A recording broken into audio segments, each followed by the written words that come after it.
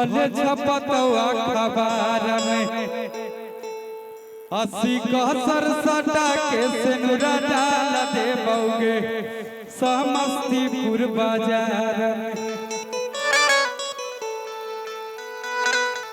कि प्यार जब कैलियो कि कैसे अपन दिल से निकाल दियोगे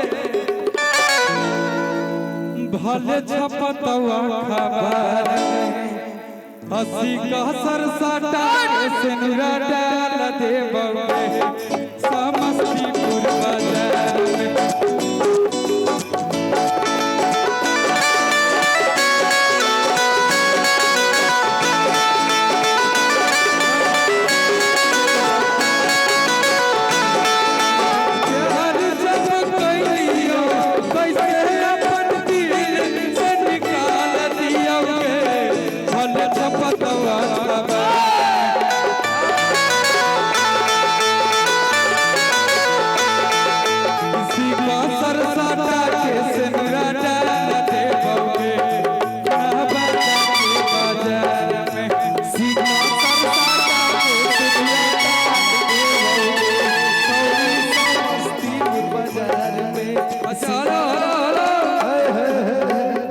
अच्छा इसमें कितने लोग का शादी नहीं हुआ है थोड़ा हाथ उठाएंगे।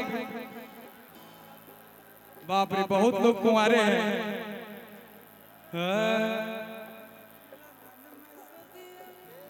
कि अब की लगन में सदिया हो कर दोगे भैया हो कि अब की लगन में सदिया हो कर दोगे हाँ हाँ हो कर दोगे। बाप रे देखा कितना टैटू बनवाया कितना दर्द होता होगा टैटू बनवाने कि अब की लगन में सदिया हो कर दोगे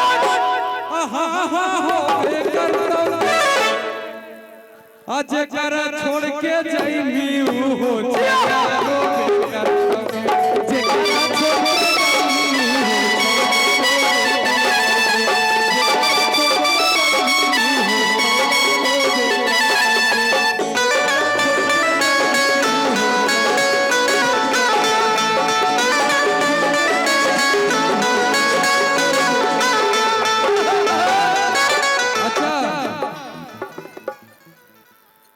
जिसको छोड़ के जाओगे वो मेरा भाई लोग तो रोबे करेगा कि अब की लगन में सदिया हो कर दोगे हो कर दोगे दे दीवाना हो गया ऐसे कुंवारे हैं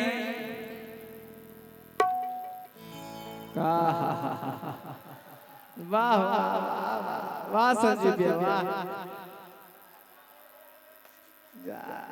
कि अब की लगन में सदिया हो कर दोगे हो कर दोगे कि जेकर छोड़ के जाइमी हो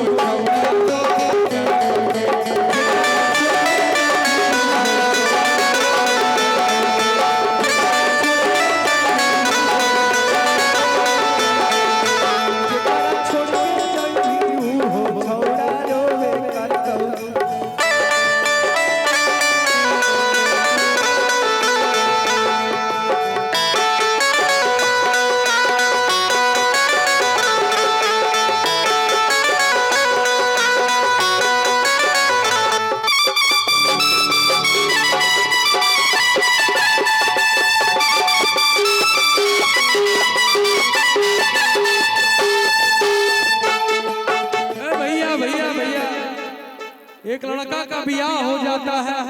अच्छा इसका किसका किसका 2023 में शादी हुआ? 2023 में किसका किसका शादी हुआ? बहुत कम लोग का ब्याह हुआ है। संजीव भाई का भी हुआ कि अब की करियो माई के दुल्हन मिलो कसाई के। जसवीर सिंह ठेकेदार रन्ना निवासी की तरफ से 1100 रुपए का आशीर्वाद है। वाह, खूब आगे बढ़िए। कि अब की करिया माई के, देखिए शादी जब हो जाता है तब लड़का कहता है अपने माई से कि अब की करिया माई के, और दुल्हन मिलो कसाई के।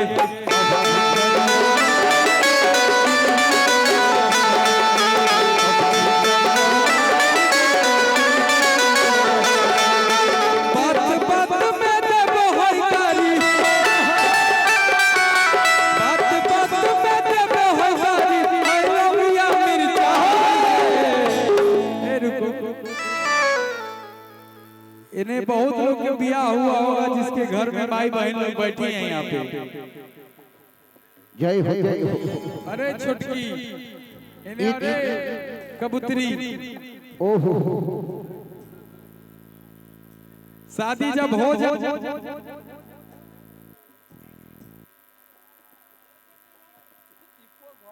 हेलो, शादी जब हो जाता है तो बाद में कोई उपाय है?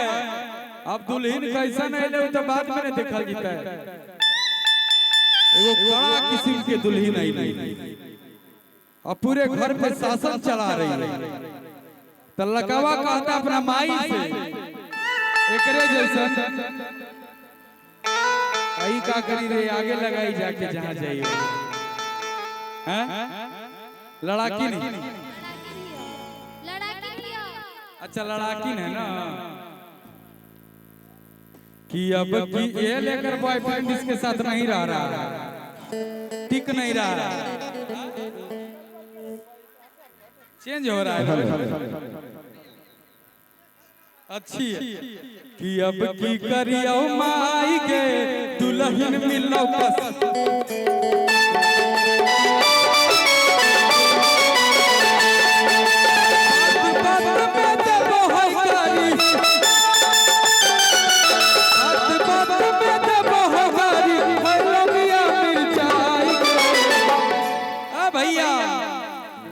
अभी सब कुंवारा है लोग जितना है ना, ओहो, अभी शादी नहीं हुआ, अभी सबका जीवन सही चल रहा है। हाँ सब अविवाहित है, अविवादित है। हाँ कि बात बात में देवे है तारी, अरे मयूर